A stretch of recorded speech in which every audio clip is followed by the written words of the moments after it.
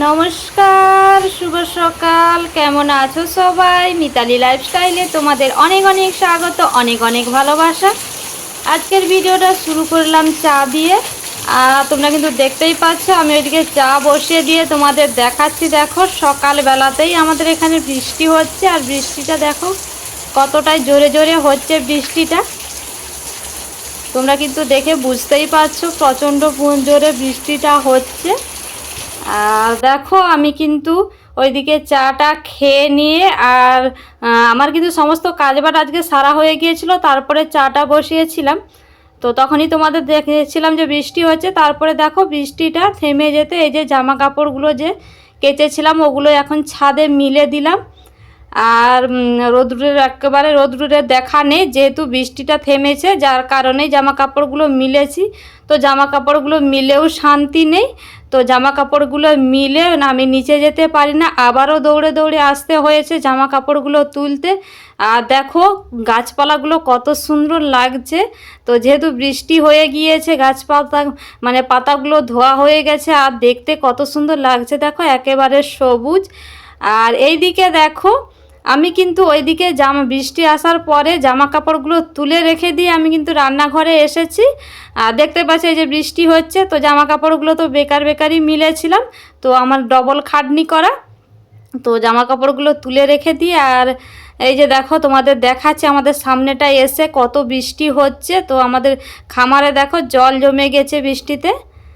আর আমি কিন্তু দেখতে পেলে আমি বড় বড় আলু ভাজছিলাম। তো এই বৃষ্টির দিনে ইচ্ছে করলো, তোমাদের দাদাভাই বাড়িতে আছে, বললো একটু চিকেন আনবে, তো রান্না করবে চিকেন।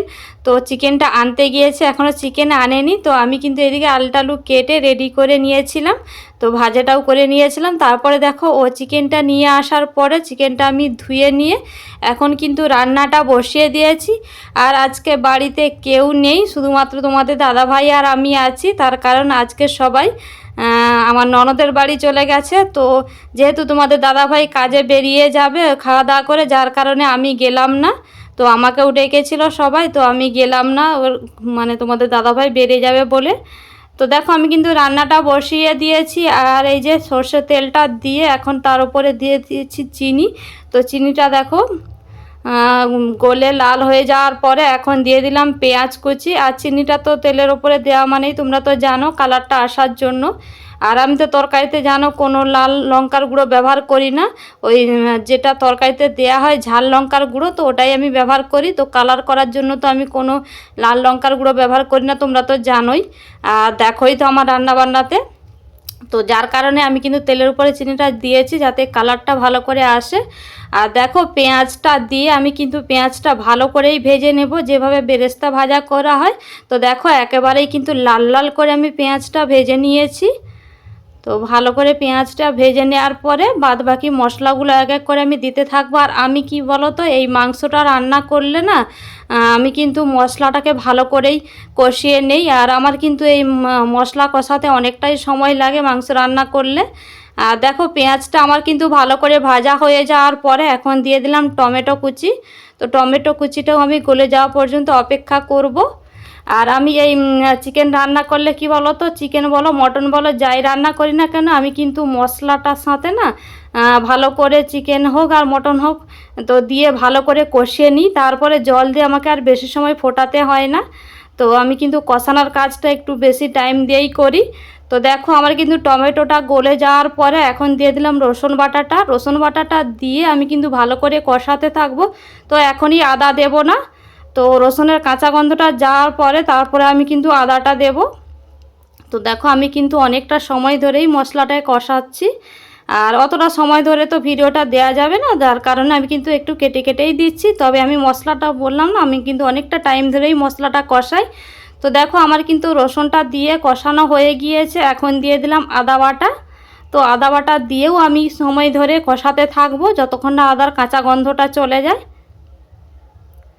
তো এই যে দেখো আমি কিন্তু ভালো করেই কষাতেই আছি, তো কষিয়ে কষিয়ে তো যত কাঁচা গন্ধটা চলে গিয়েছে তারপরে কিন্তু আমি এখন দিয়ে দিচ্ছি দেখো লঙ্কার গুঁড়ো।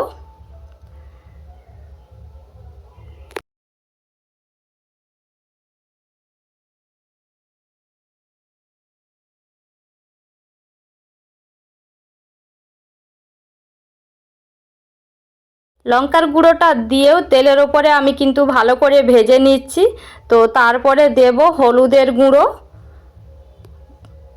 তো দেখতেই পাচ্ছ হলুদের গুঁড়োটাও দিচ্ছি আমি। তো লঙ্কার পরিমাণও যতটা দিলাম অতটা পরিমাণেই আমি হলুদের গুঁড়োটাও দিয়ে দিলাম। তো হলুদের গুঁড়োটা দিয়ে তেলের উপর ভেজে নিয়ে এখন দিয়ে দেব জল। তো দেখো আমি যেই কাঁচিতে মশলা বেটে রেখেছিলাম ওই কাঁচিটা ধুয়েই আমি কিন্তু জলটা দিলাম। তো জলটা দিয়ে আমি মশলা থেকে তেল ছাড়া পর্যন্ত অপেক্ষা করব, ভালো করে কষাতে থাকবো। তো আমি কি বলো তো, আমি এই মাংস রান্না করলে আমার কিন্তু এই কষানোর সময়ই আমার মাংসটা অর্ধেকের বেশি রান্না হয়ে যায়। তো জল দিয়ে আমাকে আর বেশি সময় রান্না করতে হয় না। তো যার কারণে আমি কিন্তু কষানোর সময় মাংসটা ভালো করেই কষাই। তো দেখো আমি কিন্তু মশলাটাকেও ভালো করে কষিয়ে নিচ্ছি, তোমরা কিন্তু দেখতেই পাচ্ছ।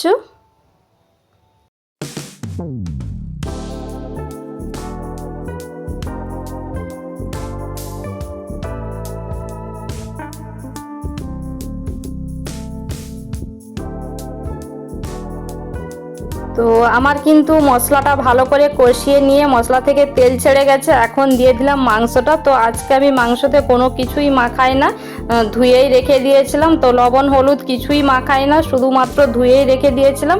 আর মশলার কালারটা দেখেছো কত সুন্দর এসেছে, একেবারে লাল টকটক করছে। তো এই যে এখন মাংসটা দিয়ে আমি মশলার সাথে মিশিয়ে নিচ্ছি। তো মিশিয়ে নিয়ে আমি যে আলুগুলো ভেজে রেখেছিলাম তো ওই আলুগুলোই এখন দিয়ে দিলাম। তো আলুগুলো দিয়ে এখন দিয়ে দেব পরিমাপ মতো লবণ। আর যেহেতু আমি মাংস বা আলুতে কোনো কিছুতেই লবণ দিই না আগে, তো এখন এই যে পরিমাপ মতো লবণটা দিয়ে দিচ্ছি। তো পরিমাপ মতো লবণটা দিয়ে আমি না ভালো করে কষাবো। তো 3-4 বার ঢাকা চাপা দিয়ে আমি কিন্তু মাংসটা ভালো করে কষাবো। তো আমি এই মাংসটা তোমাদের কিন্তু বললাম যে আমি মাংসটা কষাতেই অর্ধেকের বেশি রান্না করে নিই। তো 15-20 মিনিট ধরে আমি কিন্তু শুধুমাত্র মাংসটা কষাতেই থাকি। তো দেখো এই যে আমি কিন্তু মাংসটাকে ভালো করে কষিয়ে নিচ্ছি।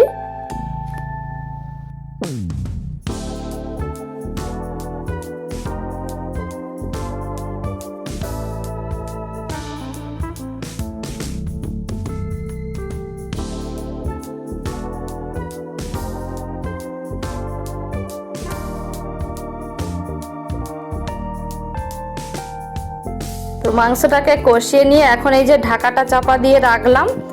আর এইদিকে দেখো আমি কিন্তু গরম জল বসিয়েছি ওই মাংসতে দেওয়ার জন্য। তো অতটা পরিমাণে জল আমার লাগবে না, তবুও দিলাম। তো যতটা জল লাগবে। তো তারপরে দেখো এদিকে আবারও আমি ঢাকনাটা খুলে মাংসটা আবারও ভালো করে কষাবো, এখনই আমি জলটা দেব না।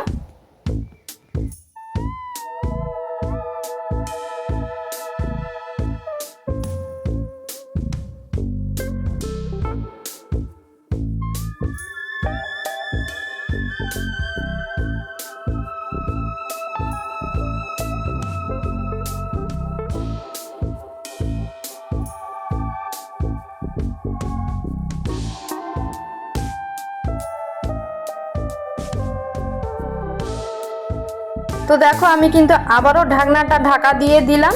তো এইভাবে বললাম না আমি যে 3-4 বার করে ঢাকনাটা ঢাকা দিয়ে 15-20 মতো কষিয়ে নেব।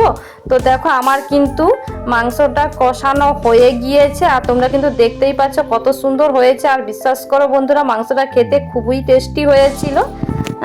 আর দেখো এই যে এখন কষিয়ে নিলাম।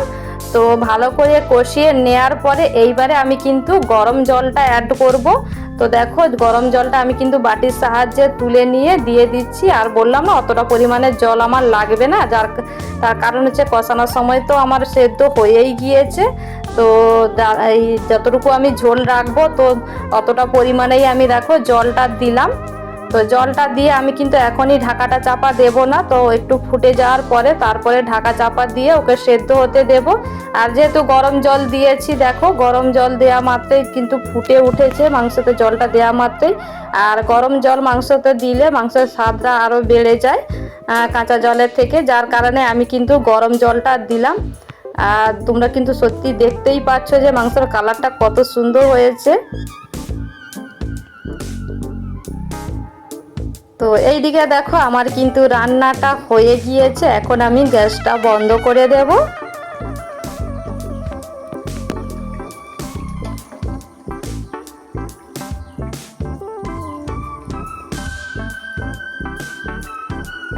তারপরে আমি একেবারে চলে এসেছি খাওয়া দাওয়ার পরে। এই যে গ্যাসের ওভেনের এগুলোকে খুলে নিয়েছি, আর এই যে খাওয়ার এঁঠো বাসনগুলো ধুতে যাব।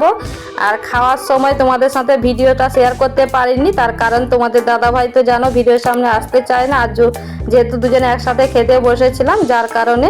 তারপরে একেবারে আমি কিন্তু খাওয়া দাওয়ার পরে ওগুলো ধোয়াধুয়ির পরে চলে এসেছি এই যে ছাদে। তো জামা কাপড়গুলো যে তুলে গামলাতে রেখেছিলাম, তো ওগুলো যে বাড়ির নিচে নিয়ে গিয়ে মিলতে হবে। তো ছাদে তো আর মেলা যাবে না, তার কারণ রৌদ্র একটুও নেই, একেবারে মেঘলা আকাশ। এখন বৃষ্টিটা হচ্ছে না ঠিক কথা, তবে রৌদ্র নেই, মনে হচ্ছে বৃষ্টি নেমে আসবে।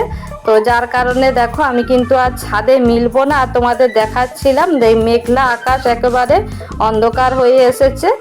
আর এই যে এখন নিয়ে এগুলো নিচে চলে যাব, নিচে গিয়ে মিলে দেব।